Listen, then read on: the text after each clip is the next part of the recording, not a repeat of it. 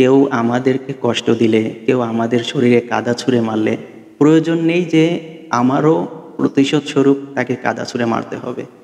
বরং প্রয়োজন হলো এটা, যখন কেউ আমাদেরকে কষ্ট দিবে তখন আমরা তার উপর প্রতিশোধ না নিয়ে বরং আল্লাহ তাআলার নৈকট্য লাভ করার জন্য চেষ্টা করব। ফলাফল স্বরূপ যখন আমরা আল্লাহ তাআলার প্রিয় বান্দা হয়ে যাব, তখন আল্লাহ তাআলা নিজে আমাদের সাথে হওয়া অন্যায়ের প্রতিবাদ নিজ হাতে নেবেন। মনে রাখবেন, মানুষ অপর কোনো মানুষের প্রতি প্রতিশোধ নিতে গেলে যতটুকু শক্তি দরকার তার থেকে অধিক পরিমাণে বেশি শক্তি আল্লাহ তাআলার আছে। আমরা বড়জোর কারো ওপর প্রতিশোধ নেওয়ার জন্য আমাদের শরীরের সর্বোচ্চ ক্ষমতাটুকু ব্যবহার করতে পারি, তো আমাদের শক্তি আর কতটুকুই আছে।